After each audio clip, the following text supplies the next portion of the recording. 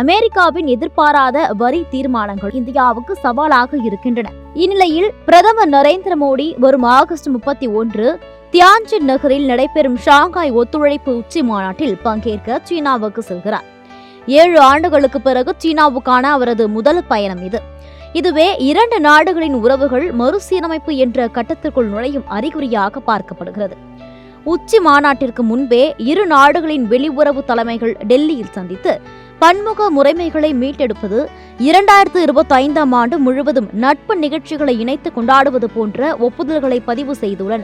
மேலும் 2020க்கு பிறகு நிறுத்தப்பட்டிருந்த இந்தியா சீனா நேரடி விமான சேவைகளை விரைவில் மீண்டும் தொடங்கலாம் எனவும் தெரிகிறது. ஆனால் இந்த நட்பு கண்மூடித்தனமானது அல்ல என்றும், எல்லை பிரச்சனையை இப்போதும் கவனத்தில் கொண்டுள்ளதாகவும் கூறப்படுகிறது. அதே சமயம் இந்தியா குவாட், அதாவது அமெரிக்கா, ஜப்பான், ஆஸ்திரேலியா, இந்தியா உள்ளடங்கிய கூட்டமைப்பு மீது தனது நிலைப்பாட்டை மீண்டும் உறுதிப்படுத்தி வருகிறது.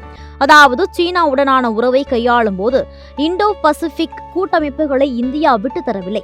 இதற்கிடையே அமெரிக்காவின் எதிர்பாராத வரி தீர்மானங்களும் இந்தியாவுக்கு சவாலாக இருக்கின்றன. மற்றொரு புறம் 2020க்கு பிறகு இந்திய சீன உறவை கெடுத்த எல்லை சர்ச்சையின் நினைவு இன்னும் மங்கவில்லை.